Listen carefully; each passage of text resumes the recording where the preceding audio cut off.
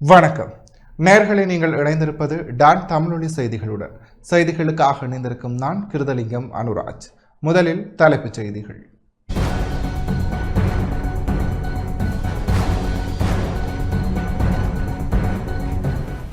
மத்திய கிழக்கு பதற்றம் காரணமாக ஏற்படும் பொருளாதார தாக்கத்தை ஆய்வு செய்ய விசேட குழு ஒன்றை நியமிக்க அமைச்சரவை அனுமதி. டீசல் விலை அதிகரிக்கப்பட்ட போதிலும் பேருந்து கட்டணத்தில் மாற்றமில்லை என தேசிய போக்குவரத்து ஆணைக்குழு அறிவிப்பு. எரிபொருள் விலை அதிகரிப்பின் மூலம் அரசாங்கம் மக்களின் பணத்தை பகிரங்கமாக கொள்ளையடித்து வருவதாக மரிக்கார் குற்றச்சாட்டு. குற்றப்புலனாய்வு திணைக்கள முன்னாள் பிரதிப்பணிப்பாளர் பிரசாத் ரணசிங்க கைது. வடக்கு மாகாண மணல் விநியோகத்தை சீராக மேற்கொள்ளும் நோக்கில் வடக்கு மாகாண ஆளுநர் கலந்துரையாடல். கல்வி, திறன் அபிவிருத்தி மற்றும் விவசாய ஆராய்ச்சி ஒத்துழைப்புகளை பலப்படுத்துவது தொடர்பில் பிரதமர் ஆராய்வு.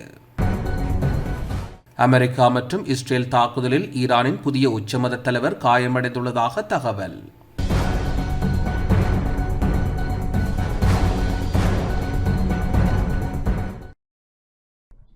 தொடர்வது முதன்மை செய்திகள்.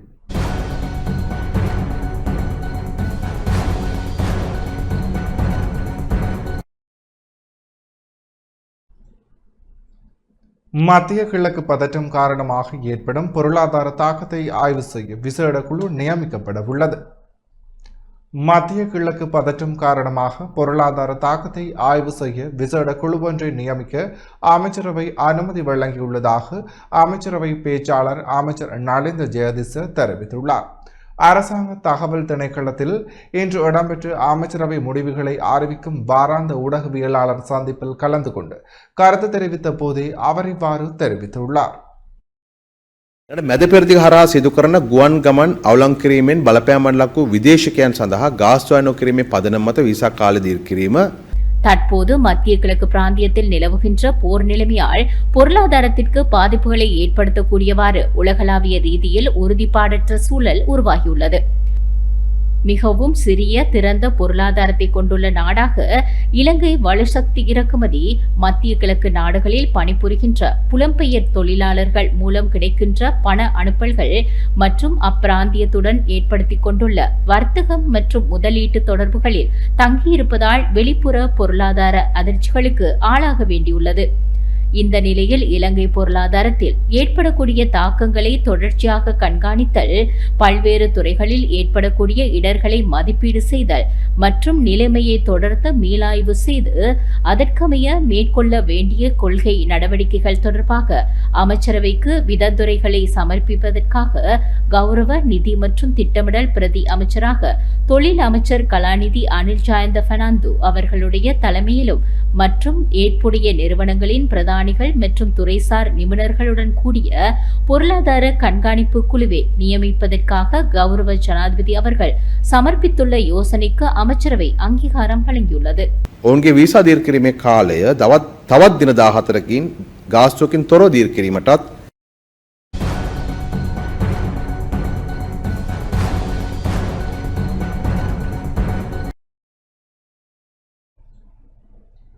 டீசல் விலை அதிகரிக்கப்பட்ட போதிலும் பேருந்து கட்டணத்தில் மாற்றமில்லை என தேசிய போக்குவரத்து ஆணைக்குழு தெரிவித்துள்ளது. டீசல் விலை உயர்த்தப்பட்ட போதிலும் பேருந்து கட்டண திருத்தம் மேற்கொள்ளப்பட மாட்டாது என தேசிய போக்குவரத்து ஆணைக்குழு தெரிவித்துள்ளது. நேற்று நள்ளிரவு முதல் டீசலின் விலை உயர்ந்த போதிலும் அது பேருந்து கட்டண திருத்தத்தில் தாக்கத்தை ஏற்படுத்தாது என அதன் பணிப்பாளர் நாயகம் கலாநிதி நிலான் மிரண்டா தெரிவித்துள்ளார். இதன் காரணமாக தற்போதைய கட்டணங்கள் அவ்வாறே நடைமுறையில் இருக்கும் என்றும் கலாநிதி நிலான் மிரண்டா மேலும் குறிப்பிட்டுள்ளார். நேற்று நள்ளிரவு முதல் நடைமுறைக்கு வரும் வகையில் இலங்கை பெட்ரோலிய கூட்டுத்தாபனம் தனது எரிபொருட்களின் விலைகளை திருத்துவதற்கு தீர்மானித்திருந்தது. இதன்படி 293 ரூபாயாக காணப்பட்ட ஒக்டேன் 92 ரக பெட்ரோலின் லீட்டரின் விலை 24 ரூபாவினால் அதிகரிக்கப்பட்டுள்ளதுடன் அதன் புதிய விலை 317 ரூபாவாகும். 340 ரூபாயாக நிலவிய ஒக்டேன் 95 ரக பெட்ரோலின் லீட்டரின் விலை 25 ரூபாவினால் அதிகரிக்கப்பட்டுள்ளதுடன் அதன் புதிய விலை 365 ரூபாயாகும். 281 ரூபாயாக காணப்பட்ட ஒக்டோ டீசல் லீட்டரின் விலை 22 ரூபாவால் அதிகரிக்கப்பட்டுள்ளதுடன் அதன் புதிய விலை 303 ரூபாயாகும். 329 ரூபாயாக நிலவிய லாங்கா super diesel 4 star euro 4 litre ஒன்றின் விலை 24 ரூபாவால் அதிகரிக்கப்பட்டுள்ளதுடன் அதன் புதிய விலை 353 ரூபாயாகும். மண்ணெண்ணெய் 1 லிட்டரின் விலை 13 ரூபாவால் அதிகரிக்கப்பட்டுள்ளதுடன் அதன் புதிய விலை 195 ரூபாவாகும். அதே நேரம் ஐஓசி நிறுவனமும் இலங்கை பெட்ரோலிய கூட்டுத்தாபனமும் மேற்கொண்ட விலை திருத்தத்திற்கு சமாந்தரமாக தமது விலைகளை திருத்தம் செய்துள்ளமை குறிப்பிடத்தக்கது.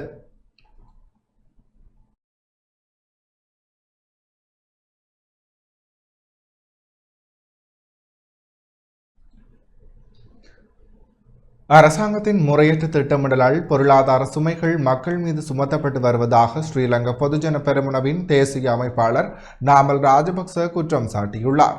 பத்திரமுல்லையில் அமைந்துள்ள ஸ்ரீலங்கா பொதுஜன பெரமுனவின் தலைமை காரியாலயத்தில் நடைபெற்ற நிகழ்வு ஒன்றின் ஊடகங்களுக்கு கருத்து தெரிவித்த அவர் 45 நாட்களுக்கு தேவையான எரிபொருள் கையிருப்பில் உள்ளதாக ஜனாதிபதியும் அமைச்சரும் முன்பே உறுதியளித்திருந்த போதிலும் திடீரென எரிபொருள் விலை உயர்த்தப்பட்டிருப்பது அரசாங்கத்தின் முரண்பாடான நிலைப்பாட்டை வெளிப்படுத்துவதாக தெரிவித்தார். உலக சந்தையில் எரிபொருள் விலை குறைந்து வரும் நிலையில் உள்நாட்டில் விலையை உயர்த்திருப்பது தர்க்கத்திற்கு புறம்பானது என்றும் நிலக்கரி கொள்வனவின் போது இடம்பெற்றதாக கூறப்படும் ஊழல் மற்றும் முறைகேடுகளால் ஏற்பட்ட நடத்தை ஈடுகட்டவே இந்த சுமைகள் மக்கள் மீது சுமத்தப்படுவதாக அவர் குற்றம் சாட்டினார். மேலும் அரசாங்க முறையான கேள்விகோரல் நடைமுறைகளை பின்பற்றாமல் காலத்தை இழுத்தபடியே இன்றைய பொருளாதார நெருக்கடிகளுக்கு காரணமாக அமைந்துள்ளதாகவும் அவர் சுட்டிக்காட்டினார். விவசாயத்துறையை பற்றி கருத்து வெளியிட்ட அவர் விவசாயிகள் அறுவடையில் ஈடுபட்டுள்ள நேரத்தில் நெல்லுக்கான நியாயமான விலையை நிர்ணயிக்க அரசாங்கம் தவறியுள்ளதாகவும் உர விநியோகத்தில் பெரும் தாமதமா நிலவுவதாகவும் குறிப்பிட்டார். உள்நாட்டு உற்பத்தியை பாதுகாப்பதற்கு பதிலாக வெளிநாடுகளிலிருந்து இறக்குமதி செய்யும் கொள்கையையே அரசாங்கம் பின்பற்றுவதாகவும் அவர் விமர்சித்தார். மேலும் நாட்டின் வெளியுறவுத்துறை அமைச்சின் செயற்பாடுகள் மற்றும் சர்வதேச தொடர்பாடல்கள் பலவீனமாக உள்ளதாக கூறிய அவர் தகுதியற்ற நபர்கள் பொறுப்புகளில் இருப்பதாலேயே இத்தகைய சிக்கல்கள் உருவாகின்றன என்றும் இதற்காக ஜனாதிபதி உரிய தீர்மானங்களை எடுக்க வேண்டும் என்றும் வலியுறுத்தினார். அதேவேளை அரசியல் கூட்டணிகள் அல்லது மேதின கொண்டாட்டங்கள் குறித்து சிந்திப்பதற்கு முன்பாக நாட்டின் பொருளாதார நெருக்கடி மற்றும் மக்களின் அத்தியாவசிய தேவைகளுக்கான தீர்வுகளை அரசாங்கம் உடனடியாக வழங்க வேண்டும் எனவும் நாமல் ராஜபக்ச தெரிவித்துள்ளார். වීවලට සාධාරණ මිලක් දෙන්න කටයුතු කරන්නේ නැහැ. දැන් ගොයන් කැපෙනවා. තම වී මිල සම්බන්ධයෙන් ආණ්ඩුව නිශ්ශබ්දයි. හැබැයි හාල් පිටරටින් ගේන්න එළවලු පළතුරු පිටරටින් ගෙනලා කන්න දෙන්න පුළුවන්.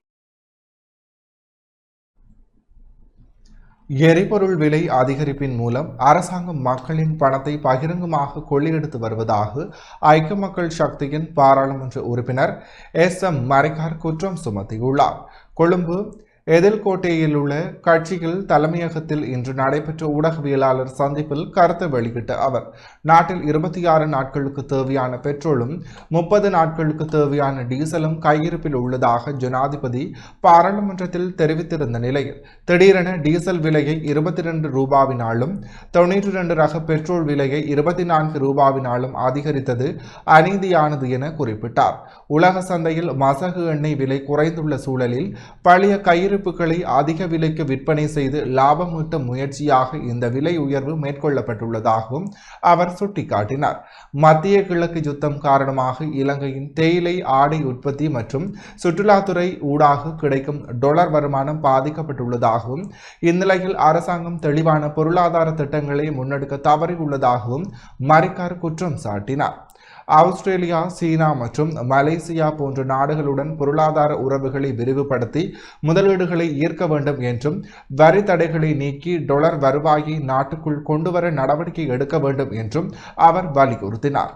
மேலும் தேர்தல் காலங்களில் வழங்கப்பட்ட வாக்குறுதிகளுக்கு மாறாக கப்பலில் இருந்து தரையிறக்கப்படும் விலைக்கு எரிபொருளை வழங்குவதாக கூறிய வாக்குறுதியை தற்போதைய அரசாங்கம் நிறைவேற்ற தவறியதாகவும் அவர் தெரிவித்தார். இதேவேளை நிலக்கரி கொள்வனவில் பாரிய ஊழல் இடம்பெற்றுள்ளதாகவும் 11வது கப்பலில் கொண்டுவரப்பட்ட நிலக்கரி தரமற்ற இருந்ததால் லக்விஜய மின் உற்பத்தி நிலையத்தின் இயந்திரங்களுக்கு பாதிப்பு ஏற்பட்டுள்ளதாகவும் மரிக்கார் குறிப்பிட்டார். திட்டமிட்டபடி 25 நிலக்கரி கப்பல்கள் கொண்டுவரப்பட வேண்டிய நிலையில் ஏற்பட்டுள்ள இழப்பு சுமார் 35,000 மில்லியன் ரூபாவை தாண்டும் என அவர் மதிப்பிட்டார். இந்த ஊழல் காரணமாக எதிர்காலத்தில் மின்சார கட்டணம் மீண்டும் அதிகரிக்கப்படலாம் என எச்சரித்த அவர் இதற்கு பொறுப்பான மின்சக்தி அமைச்சருக்கு எதிராக நம்பிக்கையில்லா பிரேரணை கொண்டுவரப்பட்டுள்ளதாகவும் இந்த ஊழல்களுக்கு ஜனாதிபதியும் பொறுப்பு கூற வேண்டும் என்றும் தெரிவித்தார். மேலும் இந்த மோசடிகளை ஐக்கிய மக்கள் சக்தி தொடர்ந்து அம்பலப்படுத்தும் எனவும் அவர் கூறினார்.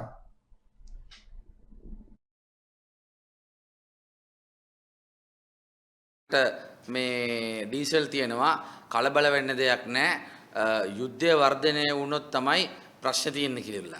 ඇත්ත වශයෙන්ම දවස් 26කට සහ දවස් 32කට පෙට්‍රල් සහ ඩීසල් ප්‍රමාණවත්ව තියෙනවා කියලා තියෙද්දි ඊයේ රාත්‍රියේ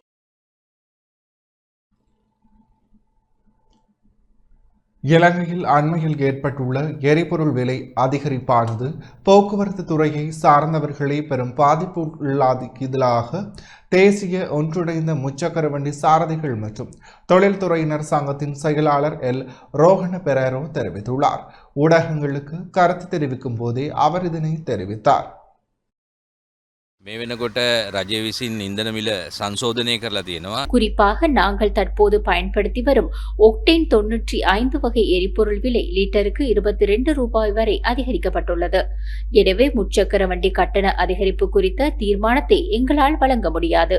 எரிபொருள் விலை அதிகரிப்பை கருத்தில் கொண்டு முச்சக்கர வண்டியின் முதலாவது கிலோமீட்டருக்கான கட்டணத்தை குறைந்தபட்சம் 10 ரூபாயாவது அதிகரித்து வழங்குமாறு மேல் மாகாண வீதி போக்குவரத்து அதிகார சபையிடம் கோரிக்கை விடுக்கின்றோம். பேருந்துகளுக்கு முறையான கட்டண சூத்திரம் இருப்பது போல் முச்சக்கர வண்டிகளுக்கும் ஒரு முறையான கட்டண கொள்கையை வகுக்குமாறு நீண்ட காலமாக வலியுறுத்தப்பட்டும் இதுவரை அது நடைமுறைப்படுத்தப்படவில்லை. கையடக்க தொலைபேசி செயலிகள் மூலம் சேவையாற்றும் சாரதிகள் கடும் மன உளைச்சலுக்கு ஆளாகியுள்ளனர். இவர்களின் உழைப்பிற்கான ஊதியம் மற்றும் பயண கட்டணங்களை அந்தந்த நிறுவனங்களே தீர்மானிப்பதன் காரணமாக அவர்களுக்கு போதிய வருமானம் கிடைப்பதில்லை என்று தெரிவிக்கின்றனர்.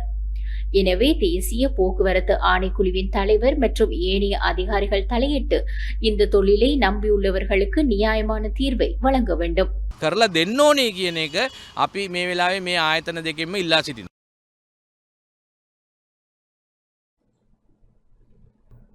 குற்றப்புலனாய்வு திணைக்கள முன்னாள் பிரதிப்பணிப்பாளர் பிரசாத் ரணசிங்க கைது செய்யப்பட்டுள்ளார். குற்றப்புலனாய்வு திணைக்கள முன்னாள் பிரதிப்பணிப்பாளரும் பிரதி போலீஸ் மா அதிபருமான பிரசாத் ரணசிங்க லஞ்சம் மற்றும் ஊழல் ஒழிப்பு ஆணைக்குழுவினால் கைது செய்யப்பட்டுள்ளார். லஞ்சம் மற்றும் ஊழல் விசாரணை ஆணைக்குழுவின் விசாரணைகளுக்கு இடையூறு விளைவித்த குற்றச்சாட்டில் அவர் கைது செய்யப்பட்டுள்ளார்.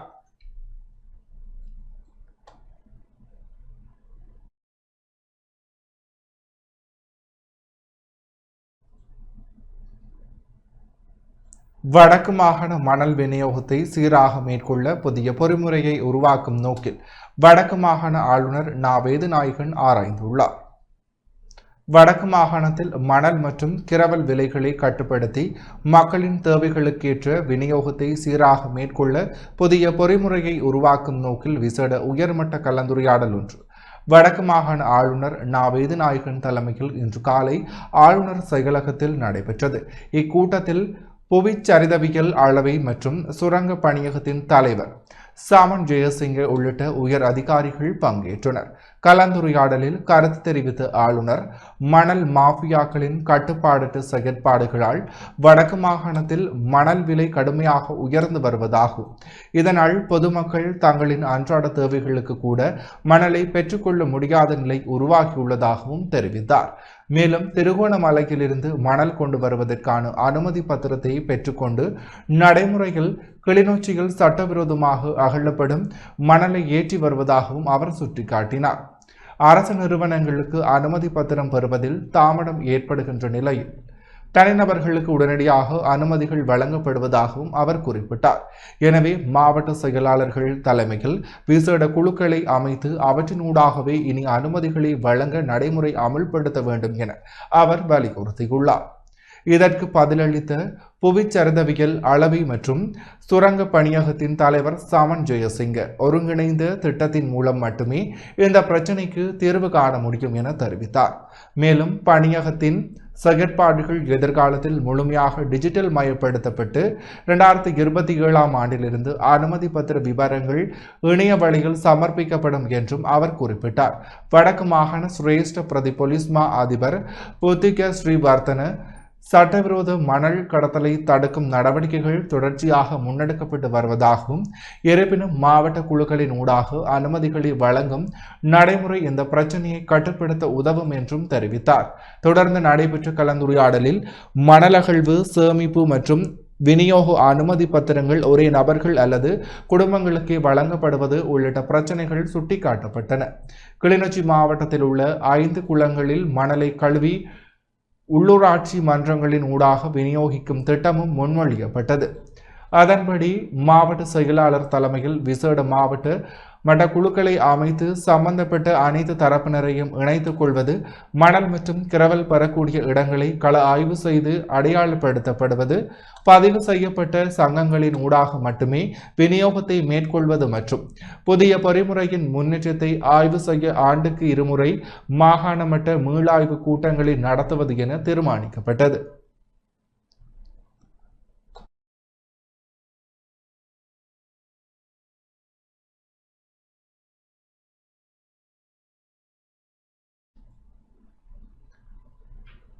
வடக்கு மற்றும் கிழக்கு மாகாணங்களில் காணி மற்றும் நம்பிக்கை கட்டியெழுப்பும் விசேட செயற்திட்டமான லண்ட்ரேன் திட்டத்தை ஐக்கிய நாடுகள் அபிவிருத்தி திட்டத்துடன் இணைந்து முன்னெடுக்கப்பட உள்ளதாக புலம்பெயர்வுக்கான சர்வதேச அமைப்பின் இலங்கை மற்றும் மாலத்தீவுக்கான பணிக்குழு தலைவர் கிறிஸ்டின் ஃபார்சோ வடக்கு மாகாண ஆளுநர் நா. வேதநாயகனிடம் தெரிவித்தார்.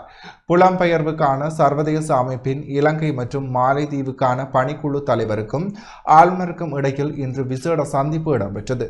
ஆளுநர் செயலகத்தில் குறித்த சந்திப்பு நடைபெற்று, சந்திப்பில் அண்மையில் ஏற்பட்ட டித்வா பேரிடரினால் பாதிக்கப்பட்ட யாழ் மாவட்டத்தை சேர்ந்த பயனாளிகளுக்கு IOM நிறுவனத்தால் வழங்கப்படவுள்ள உதவிகள் தொடர்பில் ஆளுநருக்கு தெளிவுபடுத்தப்பட்டது. அவர்களுக்கு எவ்வாறான உதவிகள் வழங்கப்பட உள்ளன என்பன குறித்து விரிவாக்கப்பட்டதுடன், தெரிவு செய்யப்பட்ட பயனாளிகளின் பெயர் பட்டியலும் ஆளுநரிடம் உத்தியோகபூர்வமாக கையளிக்கப்பட்டது. இதேவேளை தமிழகத்தில் தங்கியுள்ள இலங்கை அகதிகள் தமது தாய்நாட்டுக்கு திரும்ப விருப்பம் தெரிவிப்பவர்களுக்கான உதவிகளை வழங்குவது தொடர்பில் ஆளுநர் இதன் பொழுது விசேட கோரிக்கை ஒன்றை முன்வைத்தார். இதற்கு பதிலளித்த IOM பிரதிநிதிகள் UNDP நிறுவனத்துடன் இணைந்து அடுத்த மாதம் அளவில் ஆரம்பிக்கப்படவுள்ள லண்ட்ரேன் செயற்திட்டம் தொடர்பில் ஆளுநருக்கு விளக்கம் அளித்தனர். அத்துடன் இப்புதிய செயற்திட்டத்தின் ஊடாக இவ்வாறு நாடு திரும்பும் எதிரிகளுக்கான உதவிகளை வழங்குவதற்கான சாத்தியக்கூறும் இருப்பதாகவும் சுட்டிக்காட்டினார். சந்திப்பில் வடக்கு மாகாண ஆளுநரின் செயலாளர் S. சத்யசீலன் மற்றும் IOM நிறுவனத்தின் பிரதிநிதிகளும் பங்கேற்றனர்.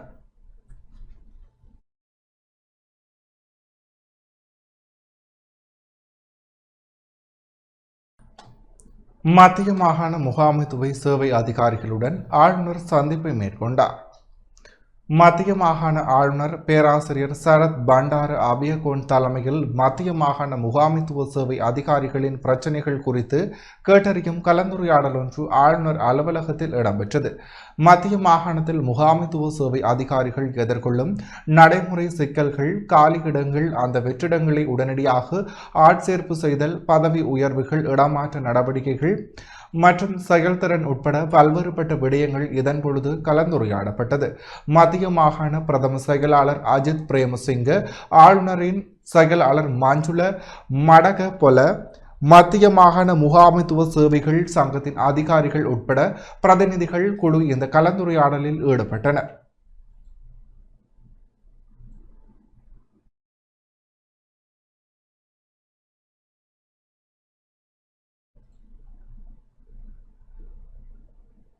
கிளிநொச்சி இரணைமடுக்குள்ள ஏற்று நீர்ப்பாசன திட்டத்தின் மூலம் 400 ஏக்கரில் சிறுதானியம் மற்றும் உப உணவு பரிச்சையை மேற்கொள்ள தீர்மானிக்கப்பட்டுள்ளது. கிளிநொச்சி இரணைமடு குள ஏற்று நீர்ப்பாசன திட்டத்தின் மூலம் சிறுதானியம் மற்றும் உப உணவு பயிர்ச்செய்கையை மேற்கொள்வது தொடர்பான கலந்துரையாடல் இன்று இடம்பெற்றது. கரைச்சி பிரதேச செயலாளர் தவச்செல்வம் முகுந்தன் தலைமையில் இரணைமடு கமக்காரர் அமைப்புகளின் சம்மேளன கூட்டத்தில் விடயங்கள் ஆராயப்பட்டன. இந்த கலந்துரையாடலில் கிளிநொச்சி கிழக்கு நீர்ப்பாசன பொறியியலாளர் கே பிரகாஷ், மாவட்ட பிரதி மாகாண விவசாய பணிப்பாளர், மாவட்ட கமநல காப்புறுதி சபை உதவி பணிப்பாளர், கிராம சேவையாளர், விவசாயிகள் பங்கேற்றனர். அந்த வகையில் இரணைமடு குள ஏற்று நீர்ப்பாசன திட்டத்தின் மூலம் 400 ஏக்கரில் சிறுதானியம் மற்றும் உப உணவு பயிர்ச்செய்கையை மேற்கொள்ள தீர்மானிக்கப்பட்டுள்ளது.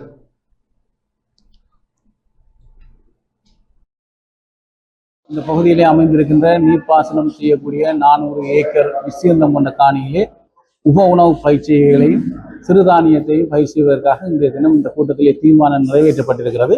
விசேடமாக அமைக்கப்பட்ட சில குடியேற்ற திட்டங்களிலே உப உணவு பயிற்சிகள் மேற்கொள்வதற்காக திட்டங்கள் தீட்டப்படுகிறது. அந்த வகையிலே தான் திருவையாறு பகுதியும் ஏற்று நீர்ப்பாசனத்தின் மூலமாக உப உணவு பயிற்சிகளுக்காக அமைக்கப்பட்ட கிராமம். ஆகவே அந்த கிராமத்திலே 400 ஏக்கர் வரையிலான காணிகளை நாங்கள் விவசாய நடவடிக்கையிலே ஈடுபட்டு அதன் மூலமாக உப உணவு பயிற்சிகளை நாங்கள் ஊக்குவிப்பதற்காக இன்றைய தினம் இந்த கூட்டத்திலே முடிவெடுத்திருக்கிறோம். உணவு மற்றும் சுகாதார வசதிகளுடன் கூடிய சேவை மத்திய நிலையம் இன்று வவுனியா இரட்டை பெரிய குளத்தில் திறந்து வைக்கப்பட்டது. வடக்கு மாகாணத்தில் நுழைவாயிலில் வசதியான பாதுகாப்பான உணவு மற்றும் சுகாதார வசதிகளுடன் கூடிய சேவை மத்திய நிலையம் இன்று வவுனியா இரட்டை பெரிய குளத்தில் திறந்து வைக்கப்பட்டது. 15 மில்லியன் செலவில் அமைக்கப்பட்ட நிலையத்தை கிராமப்புற மேம்பாடு, சமூக பாதுகாப்பு மற்றும் சமூக வலுவூட்டல் அமைச்சர் உபாலி பன்னிலா மற்றும் கூட்டுறவு பிரதி அமைச்சர் உபாலி சமரசிங்க ஆகியோர் இணைந்து திறந்து வைத்தனர். கிராமிய அபிவிருத்தி, சமூக பாதுகாப்பு மற்றும் சமூக வலுவூட்டும் அமைச்சின் ஊடாக அழகான நாடு வளமான வாழ்க்கை எனும் செயற்திட்டத்தின் கீழ் நிலையம் அமைக்கப்பட்டுள்ளது. இந்த நிகழ்வில் வவுனியா மாவட்ட செயலாளர் PA சரத்சந்திர, வவுனியா தெற்கு சிங்கள பிரதேச செயலாளர் காஞ்சனகுமார மற்றும் அரச உயர் அதிகாரிகள், மக்கள் பங்கேற்றனர்.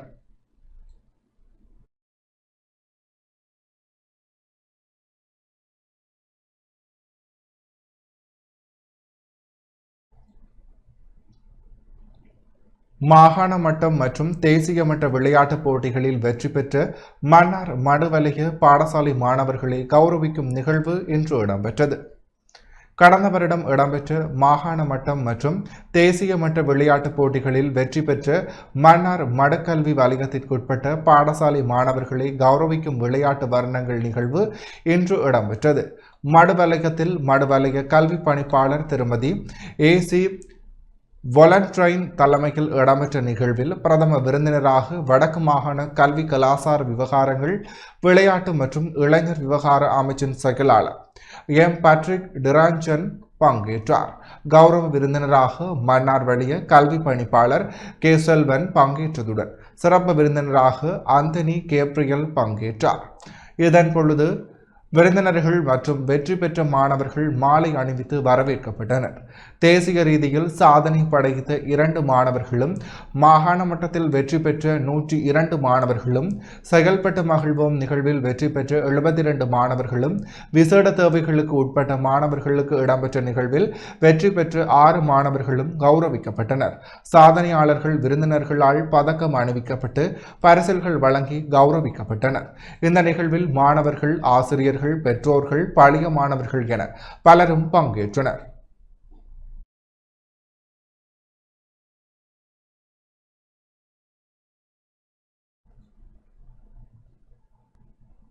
இடைவேளையின் பின்னர் செய்தி அறிக்கைகள் தொடர்கிறது.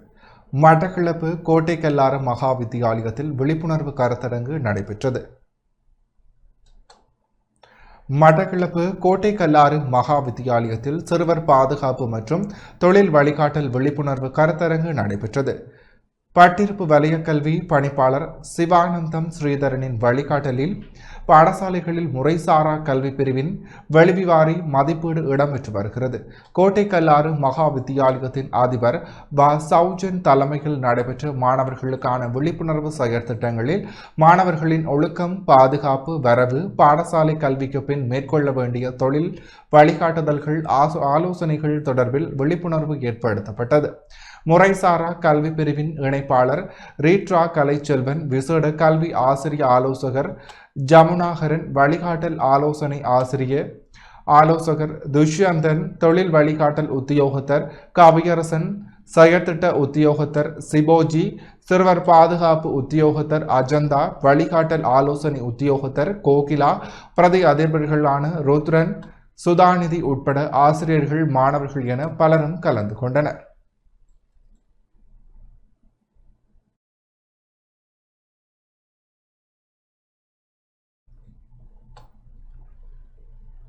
ஜெந்துப்பட்டி துப்பாக்கிச் சூட்டு சம்பவத்துடன் தொடர்புடைய மற்றொரு சந்தேக நபர் கைது செய்யப்பட்டுள்ளார். கடந்த ஜனவரி 16ஆம் திகதி ஜிந்துப்பட்டி பகுதியில் நபர் ஒருவரை சுட்டுக் கொலை செய்து 2 சிறுவர்களை காயப்படுத்திய குற்ற செயலுடன் தொடர்புடைய துப்பாக்கிதாரி ஒருவர் கைது செய்யப்பட்டுள்ளார். கொழும்பு மத்திய குற்ற விசாரணை பிரிவின் அதிகாரிகளுக்கு கிடைத்த தகவல்களுக்கு அமைய குறித்த சந்தேக நபர் உடவலவ பகுதியில் வைத்து கைது செய்யப்பட்டுள்ளார். இவ்வாறு கைது செய்யப்பட்டவர் உடவலவ கொழும்பகே 6 பகுதியை சேர்ந்த 25 வயதுடையவர் ஆவார். இதேவேளை இந்த துப்பாக்கி சூட்டு சம்பவத்துடன் தொடர்புடைய மற்றொரு துப்பாக்கிதாரி கடந்த 3ஆம் தேதி கைது செய்யப்பட்டிருந்தார். கொழும்பு மத்திய குற்ற விசாரணை பிரிவினர் இது தொடர்பான மேலதிக விசாரணைகளை மேற்கொண்டு வருகின்றனர்.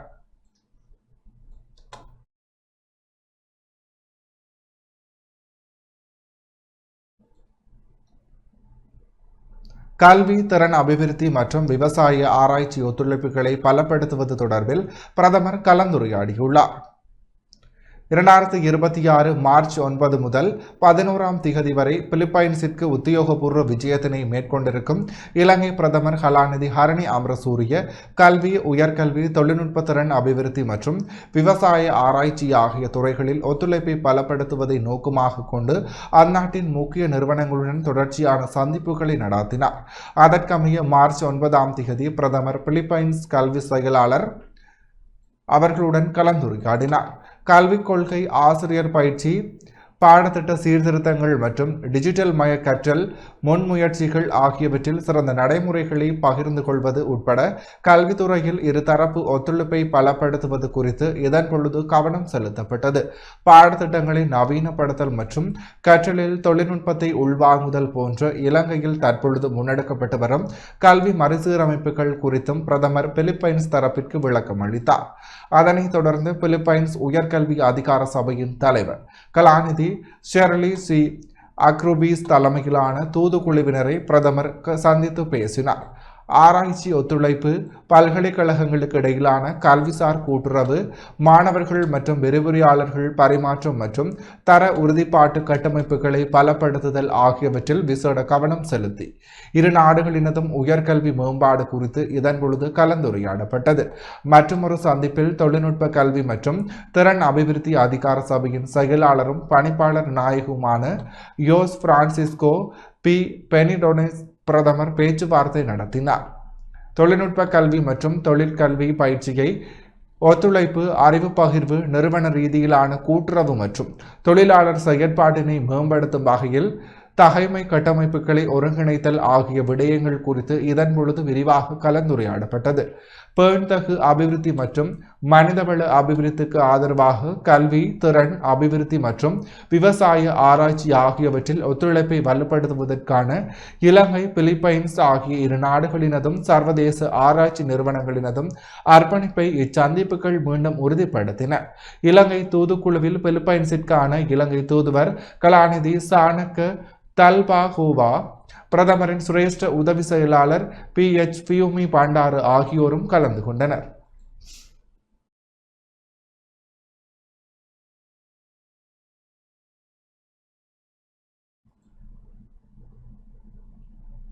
சில இடங்களில் மனித உடலுக்கு உணரப்படும் வெப்பம் அவதானிப்பு செலுத்த வேண்டிய மட்டத்தில் காணப்படக்கூடும் என தெரிவிக்கப்பட்டுள்ளது.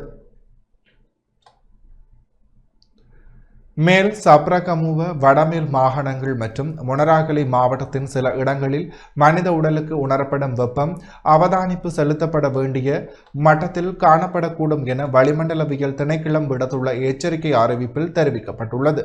இது குறித்து மிகவும் அவதானமாக இருக்குமாறும் நீண்ட நேரம் வெயிலில் இருப்பதோ அல்லது செயற்பாடுகளில் ஈடுபடுவதோ சோர்வு நிலையை ஏற்படுத்தக்கூடும் என்றும் வளிமண்டலவியல் திணைக்களம் குறிப்பிட்டுள்ளது. அதிகப்படியான செயற்பாடுகளில் ஈடுபடுவது நீர்ச்சத்து குறைபாடு மற்றும் தசைப்பிடிப்பு ஆகியவற்றை ஏற்படுத்தக்கூடும் என்பதால் போதிய அளவு தண்ணீர் பருகுமாறும் வெள்ளை அல்லது வெளிர் நிறத்திலான இலகுவான ஆடைகளை அணிந்து நிழலான இடங்களில் தங்கியிருக்குமாறும் பொதுமக்களுக்கு அறிவுறுத்தப்பட்டுள்ளது. அத்துடன் வீட்டில் உள்ள வயோதிபர்கள் மற்றும் நோய் நிலையுள்ளவர்கள் குறித்தும் அவதானத்துடன் இருக்குமாறும் அறிவுறுத்தப்பட்டுள்ளது.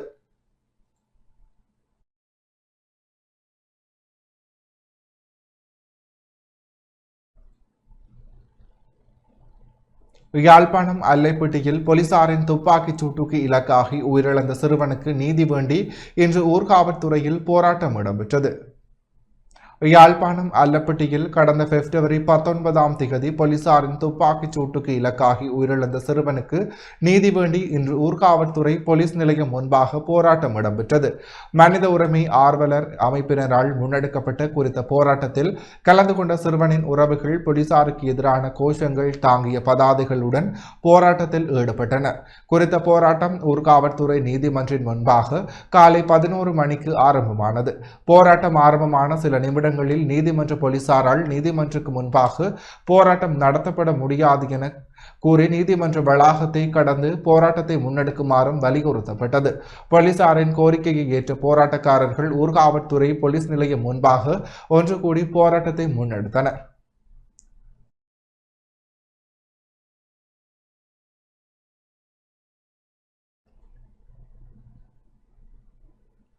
கிளிநொச்சி பரமநந்தனாறு கிராமத்தில் விவசாய பண்ணை இன்று கையளிக்கப்பட்டது. கிளிநொச்சி கண்டாவளி பிரதேச செயலக பிரிவிற்குட்பட்ட பரமந்தனாறு கிராமத்தில் வளமான கிராமம் என்னும் துணைப்பொருளின் கீழ் அமைக்கப்பட்ட பசுமை வீடு மற்றும் விவசாய பண்ணை இன்று கையளிக்கப்பட்டது.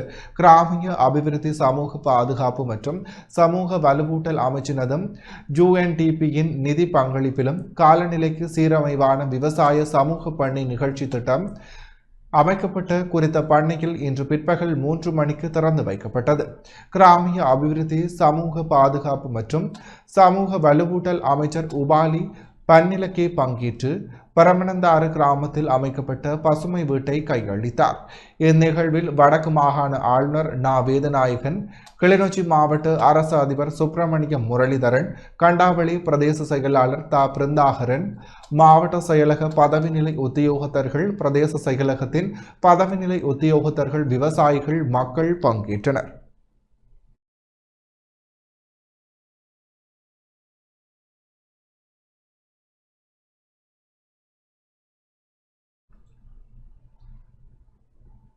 நுவரெலியா தலவாக்கலை பாரதி மகா வித்தியாலயத்திற்கு திறன் பலகை வழங்கி வைக்கப்பட்டது. நுவரெலியா கல்வி வலயத்திற்குட்பட்ட தலவாக்கலை பாரதி மகா வித்தியாலயத்திற்கு திறன் பலகை வழங்கி வைக்கும் நிகழ்வு பாடசாலையின் பிரதான மண்டபத்தில் இடம்பெற்றது. பிரதி அதிபர் பெரியநாயகம் தலைமையில் தகவல் தொடர்பாடல் தொழில்நுட்ப திறன் பாட ஆசிரியரும் திறன் வகுப்பறையின் பொறுப்பாசிரியருமான கமலேஸ்வரி பாலகிருஷ்ணன் ஏற்பாட்டில் இந்த நிகழ்வு இடம்பெற்றது. மாணவர்களின் கல்வி நடவடிக்கைகளை இலகுவாக மேற்கொள்ளும் நோக்கில் மனிதநேய நம்பிக்கை நிதியம் அமைப்பினால் இத்திறன் பலகை அன்பளிப்பு செய்யப்பட்டது. இந்நிகழ்வில் மனிதநேய நம்பிக்கை நிதி அமைப்பின் மலையகத்திற்கான இணைப்பாளர் ஐயா கருப்பன் கிருஷ்ணராஜா பிரதம அதிதியாகவும், விசேட அதிதியாக ஸ்ரீபாத கல்விக்கட் கல்லூரியின் ஓய்வு பெற்ற உப பீடாதிபதி மேத்யூ ஆகியோர் கலந்து கொண்டனர். இதன்போது பாடசாலை நிர்வாகத்தினரால் ஓய்வு பெற்ற ஸ்ரீபாத கல்விக்கட் கல்லூரியின் உப பீடாதிபதி, மனிதநேய அமைப்பின் மலையக இணைப்பாளர், ஆசிரியர் ஆலோசகர் ஆகியோர் சேவை பாராட்டி கௌரவிக்கப்பட்டனர். இந்த நிகழ்வில் நுவரெலியா கல்வி வலயத்தின் தகவல் தொடர்பாடல் தொழில்நுட்ப திறன் பாட ஆசிரியர் ஆலோசகர் என்டன் இக்னேசியஸ், ஆசிரியர்கள், மாணவர்கள் என பலரும் கலந்து கொண்டமை குறிப்பிடத்தக்கது.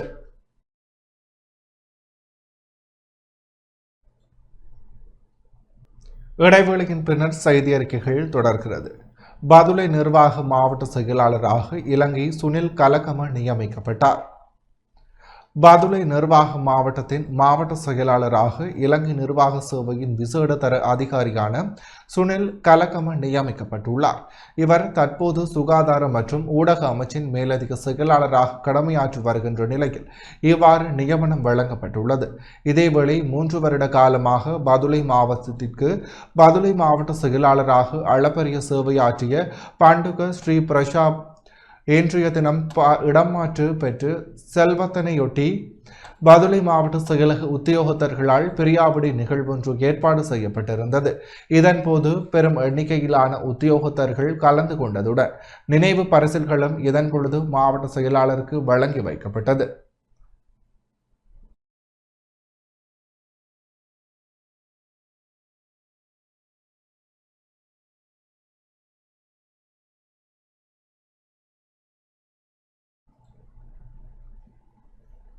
விஞ்ஞான ரீதியில் அனர்த்தங்களுக்கான தாங்குதிறன் மூலோபாய திட்டத்தை அமல்படுத்த அமைச்சரவை அனுமதி வழங்கியுள்ளது.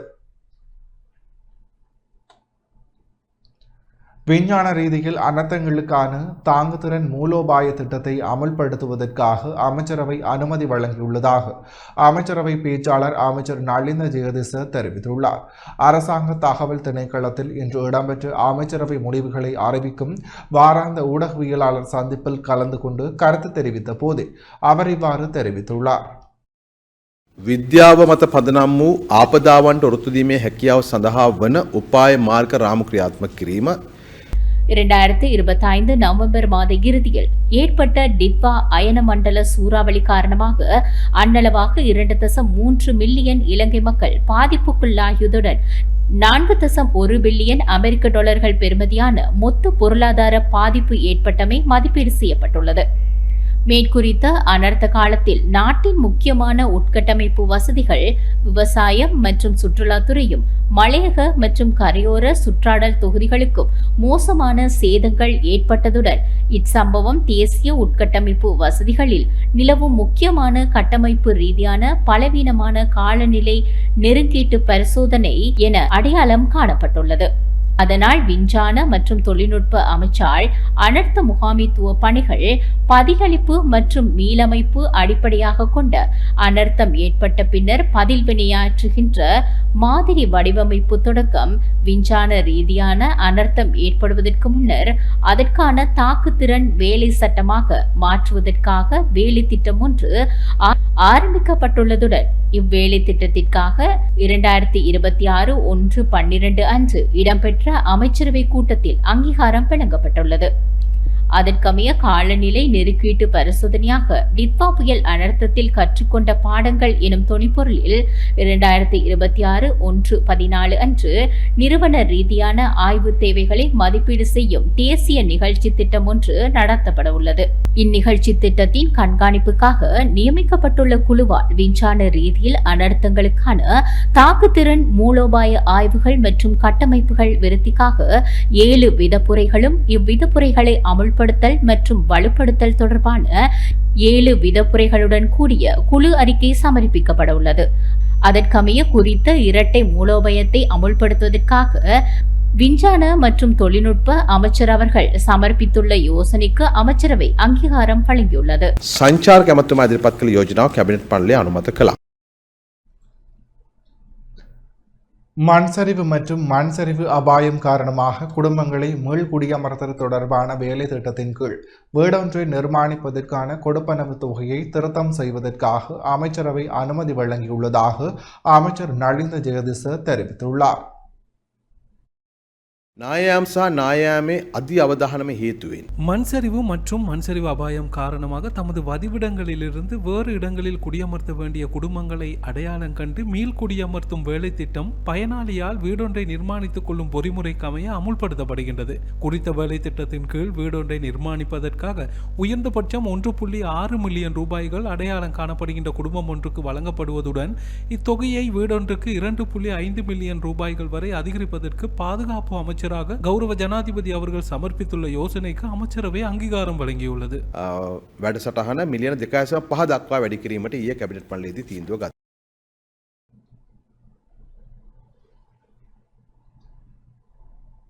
தொடர்பான வெளிநாட்டு செய்திகள்.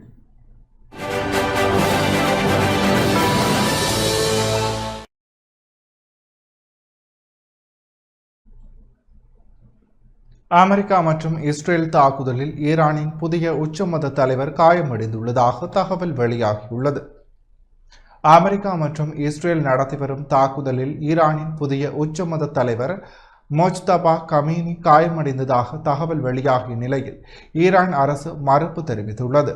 தற்போது அமெரிக்கா மற்றும் இஸ்ரேலுக்கு எதிராக நடந்து வரும் மோதலை ஈரான் ஊடகங்கள் ரமலான் போர் என அழைக்கின்றன. இவர் 1969 புனித நகரமான மஷாத்தில் பிறந்தார். கொல்லப்பட்ட உச்சமத தலைவர் அயதுல்லா அலி கமேனியின் இரண்டாவது மகன் ஆவார். மிக இளம் வயதிலேயே ஈரான் ஈராக் போரில் பங்கேற்று அனுபவம் கொண்டவர். இது அவருக்கு பாதுகாப்பு படைகள் மத்தியில் நல்ல மரியாதை ஏற்படுத்தியுள்ளது. ஈரான் இஸ்லாமிய குடியரசின் புதிய உச்சமத தலைவராக பொறுப்பேற்றுள்ள மொஜ்தபா கமேனி நாட்டின் இராணுவம், நீதித்துறை மற்றும் அரசியல் என அனைத்து விவகாரங்களிலும் இறுதி முடிவெடுக்கும் அதிகாரத்தை பெற்றுள்ளார். இந்த சூழலில் மொஜ்தபா கமீனி காயமடைந்ததாக வெளியான தகவல் பதற்றத்தை அதிகரித்துள்ளது.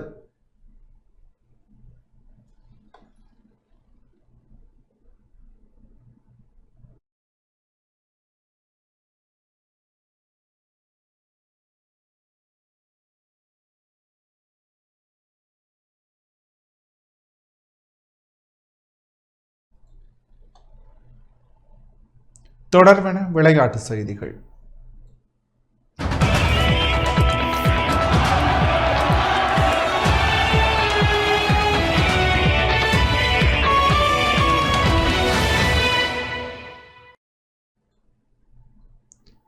மட்டக்களப்பு மெதடிஸ்ட் மத்திய கல்லூரியின் இல்லம் மெய்வல்லுநர் விளையாட்டுப் போட்டி இன்று சிறப்பாக நடைபெற்றது. மட்டக்களப்பு மெதடிஸ்த மத்திய கல்லூரியின் இல்லமை வல்லுநர் விளையாட்டுப் போட்டி கல்லூரியின் அதிபர் ஆர் பாஸ்கர் தலைமையில் வெஃபர் மைதானத்தில் இன்றைய தினம் சிறப்பாக நடைபெற்றது. பிரதம அதிதியாக பாராளுமன்ற உறுப்பினர் கந்தசாமி பிரபு கலந்து கொண்டார். கல்லூரி மாணவர்களின் பேண்ட் வாத்தியம் முழங்க அதிதிகள் அழைத்து வரப்பட்டு மைதானத்தில் தேசிய கொடி மற்றும் பாடசாலை கொடி, இல்ல கொடிகள் ஏற்றப்பட்டு தேசிய கீதம், பாடசாலை கீதம் என இசைக்கப்பட்டு ஒலிம்பிக் சுடர் ஏற்றப்பட்டு மாணவர்களின் சத்திய பிரமாண நிகழ்வுகளுடன் விளையாட்டு நிகழ்வுகள் ஆரம்பமாகின. மாணவர்களின் அணிவகுப்பு மரியாதையை அதிதிகள் ஏற்றுக்கொண்டனர். விளையாட்டு நிகழ்வுகளில் வெற்றி ஈட்டிய மாணவர்களுக்கும் இல்லங்களுக்கும் வெற்றி கிண்ணங்கள், சான்றிதழ்களும் வழங்கி வைக்கப்பட்டன. கௌரவ அதிதிகளான மட்டக்களப்பு கல்வி பணிப்பாளர் என் குகதாசன், தேசிய கெடட் பிரிவின் மட்டக்களப்பு 38வது பிரிவு கட்டளை அதிகாரி KM தமீம் ஆகியோர் அழைக்கப்பட்டிருந்தனர். வலய கல்வி அலுவலக அதிகாரிகள், கல்லூரி பழைய மாணவர்கள், அயல் பாடசாலை அதிபர்கள், கல்லூரி ஆசிரியர்கள், பெற்றோர்கள் என பலரும் விளையாட்டு நிகழ்வுகளில் கலந்து கொண்டனர்.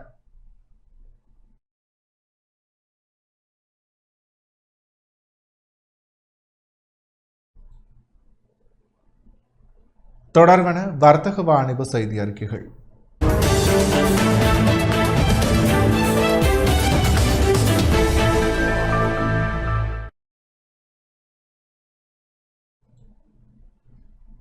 (2028) ஒலிம்பிக் போட்டிக்கான ரோமேஷ் தரங்கவின் பயணத்திற்கு LOLC ஃபைனான்ஸ் வலு சேர்க்கிறது.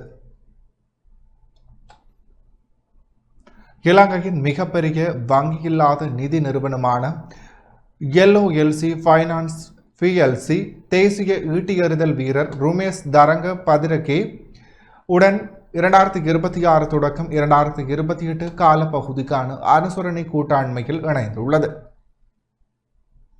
இந்த அனுசரணை 2028 லாஸ் ஏஞ்சல்ஸ் கோடை ஒலிம்பிக் போட்டிகள் உள்ளிட்ட வரவிருக்கும் சர்வதேச போட்டிகளுக்கான அவரது முன்னேற்பாடுகளை ஆதரிக்கும் வகையில் வழங்கப்படுகிறது.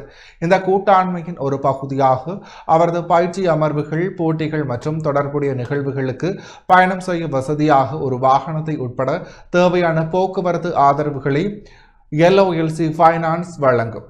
இந்த முயற்சி இலங்கையின் விளையாட்டு திறமைகளை ஆதரித்து உலகளாவிய மேடையில் விளையாட்டு வீரர்கள் வெற்றிகரமாக போட்டியிட உதவுவதற்கான நிறுவனத்தின் விரிவான அர்ப்பணிப்பின் ஒரு பகுதியாகும். தற்போது உலக தர வரிசையில் 9வது இடத்தில் உள்ள ருமேஷ் 2026 பருவத்தை நசாவா போட்டியில் உலகில் முன்னிலை வகிக்கும் 83.7 மீட்டர் எறிவுடன் தொடங்கினார். அதனைத் தொடர்ந்து ஹோபர்ட் ட்ரக் கிளாசிக் போட்டியில் தங்கப்பதக்கத்தை வென்று உலக தடகள அரங்கில் தனது நிலையை மேலும் உறுதிப்படுத்தினார். இந்த கூட்டாண்மை குறித்து LOLC ஃபைனான்ஸ் PLCயின் பணிப்பாளர் பிரதம நிறைவேற்று அதிகாரி திரு கிரிஷான் திலகரத்ன கருத்து தெரிவிக்கையில், தேசிய விளையாட்டு திறமைகளை ஆதரிப்பது தேசிய வளர்ச்சி மற்றும் சமூக அதிகாரமளிப்புக்கான நிறுவனத்தின் உறுதிப்பாட்டின் ஒரு முக்கிய அம்சமாகும் என்றார். ஒலிம்பிக் போட்டிகளுக்கு முன்னதாக பயிற்சி மற்றும் சர்வதேச போட்டியில் ருமேஷின் கவனத்தை தக்க வைத்துக் கொள்ள தேவையான நிலைத்தன்மை மற்றும் ஆதரவை வழங்குவதே இந்த அனுசரணையின் நோக்கமாகும் என்று அவர் குறிப்பிட்டார். தனது பாராட்டுக்களை தெரிவித்துக் கொண்டே ருமேஷ் தரங்க, இந்த கூட்டாண்மை தனது தொழில் வாழ்க்கையின் ஒரு முக்கிய கட்டத்தில் வருகிறது என்றார். இதுபோன்ற ஆதரவு, பயிற்சி, செயல்திறன் மற்றும் சர்வதேச தடகளத்தின் மிக உயர்ந்த மட்டத்தில் இலங்கையை பிரதிநிதித்துவப்படுத்துவதில் முழுமையான கவனம் செலுத்தி வருகிறது என்றும் அவர் கூறினார். அடுத்த 3 ஆண்டுகளில் நடைபெறவுள்ள முக்கிய சர்வதேச போட்டிகளுக்கான முன்னேற்பாடுகள் நடைபெற்று வரும் நிலையில் ருமேஷ் 85 மீட்டரை தாண்டிய நிலையிலான செயல்திறனை மேம்படுத்துவதிலும் முக்கிய சர்வதேச சாம்பியன்ஷிப் போட்டிகளில் பதக்க மேடையை அடைவதிலும் கவனம் செலுத்தி வருகிறார். இதன் மூலம் 2028 லாஸ் ஏஞ்சல்ஸ் ஒலிம்பிக் போட்டிகளை நோக்கி தனது பயணத்தை முன்னெடுத்து வருகிறார்.